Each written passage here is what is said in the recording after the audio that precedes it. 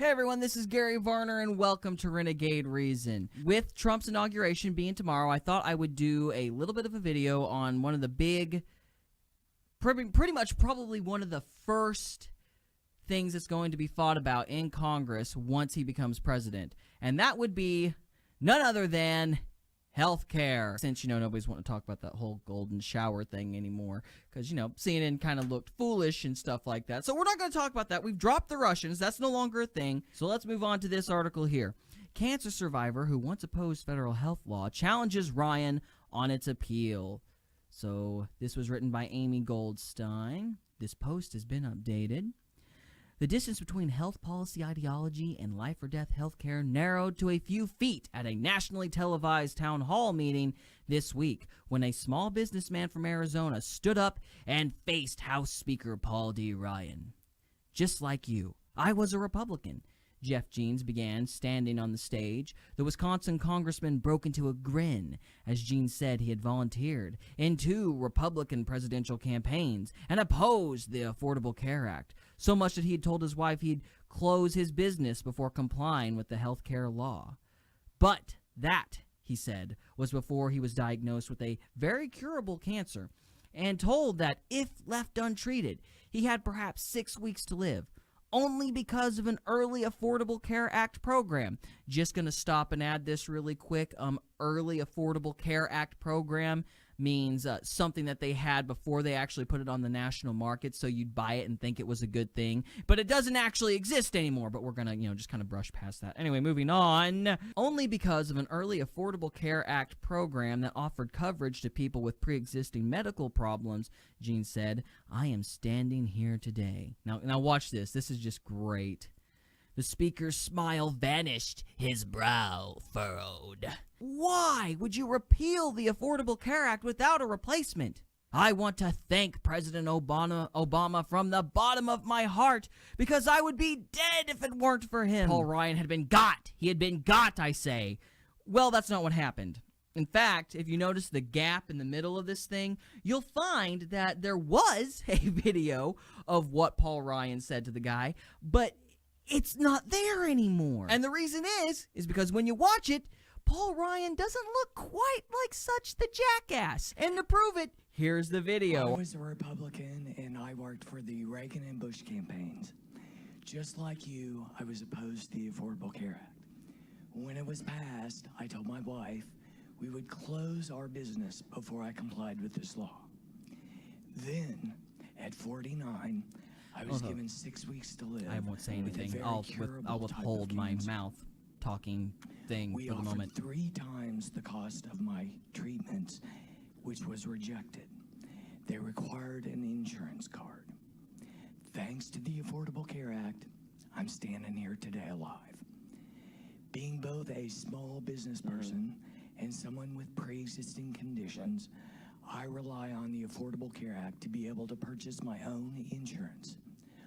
Why would you repeal the Affordable Care Act without a replacement? Oh, we wouldn't do that. We want to replace it with something better. Does this look like a guy who just furrowed his brow and started getting so angry because this man wasn't really a Republican after all? No. We believe that state high-risk pools are a smarter way of guaranteeing coverage for people with pre-existing conditions. We had a really good one in Wisconsin.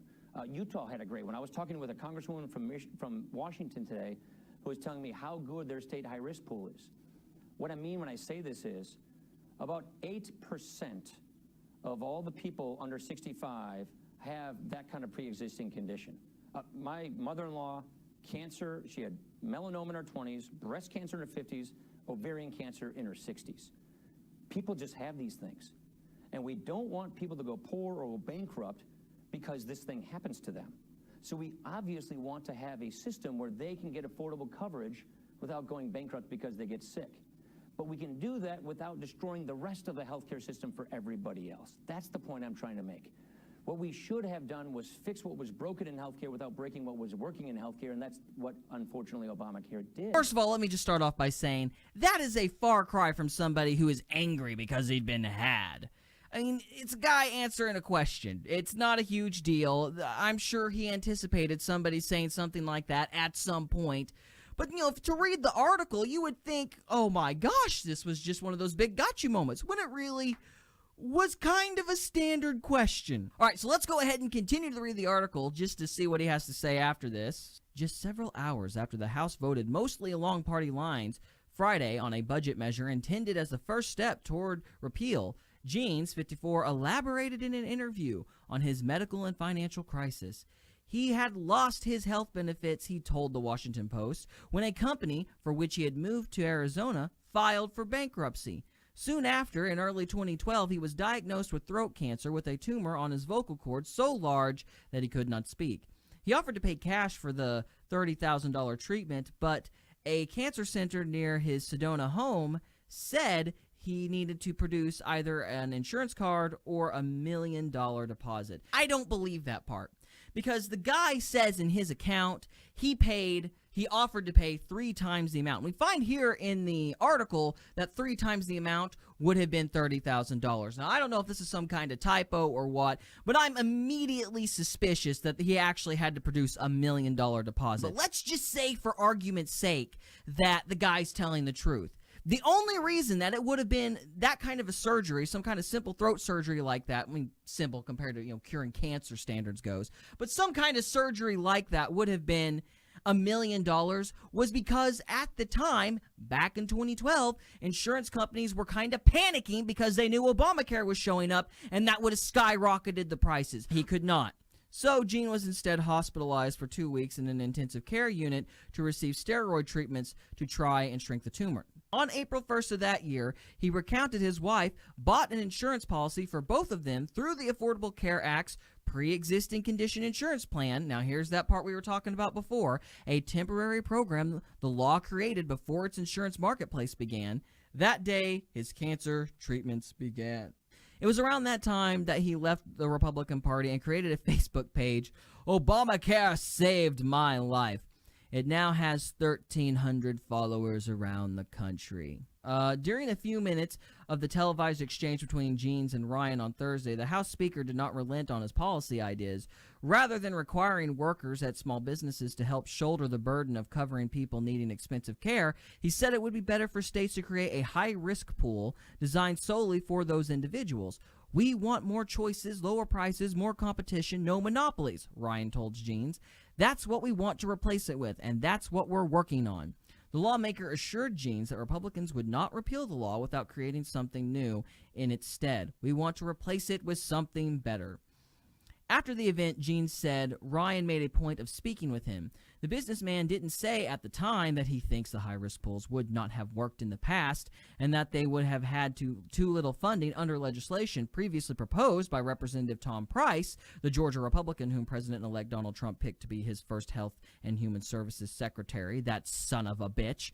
Jeans simply told Ryan that he has a few ideas he'd like to discuss at the right time, and he came away with an AIDS business card on Friday. He was hoping he has his foot in the door. I don't know much about high-risk pools, and I don't know much about what the Republicans are proposing. What I can tell you is, first of all, I'm sure Jeans did not actually think out loud or think in his head at the time that, boy, those high-risk pools, they won't work because, that Representative Tom What's-His-Face didn't give us enough money last time, and they won't work this time. I guarantee you that's an interjection by the writer. I promise you that. The only reason they're saying it won't work is because they are operating under the assumption that every cancer, because bear in mind, they're getting about $25 billion for these high-risk pools. Each state, not $25 billion for each state, $5 billion to disperse among 50 states.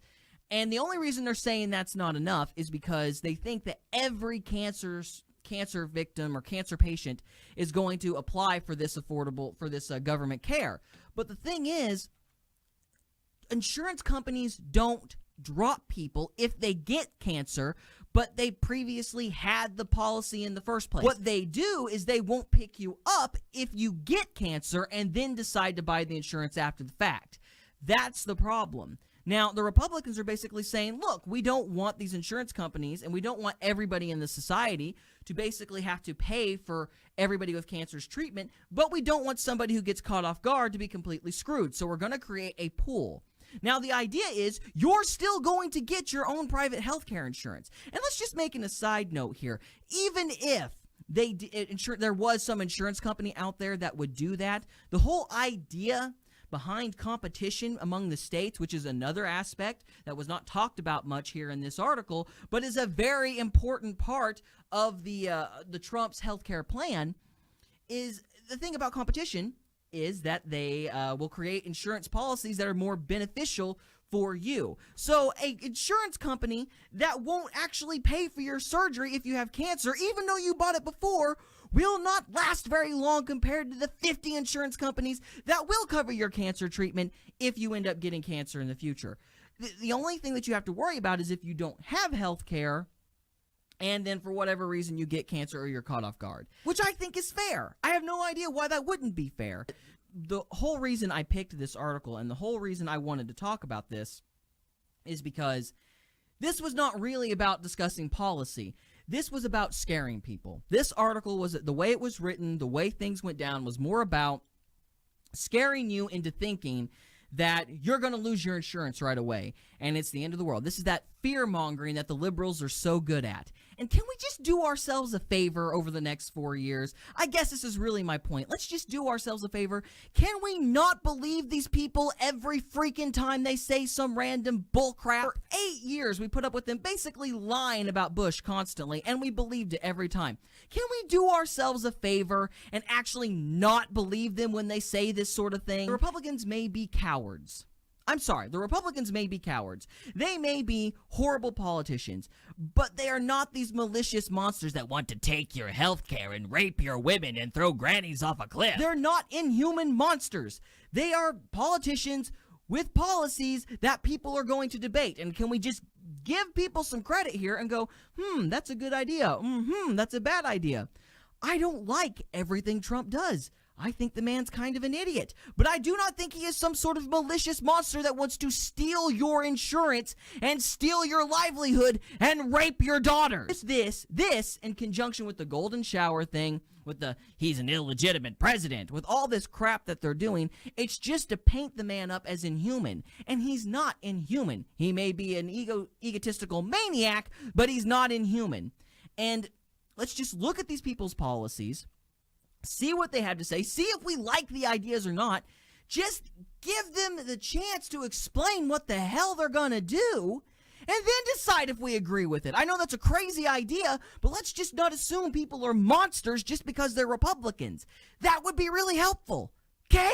All right, so that's all I have for this episode. Thank you so much for watching. I always appreciate your time. If you like this video, please subscribe and share and like and all that. So guys, thanks again. I appreciate it. And as always, we'll see you next time. Peace.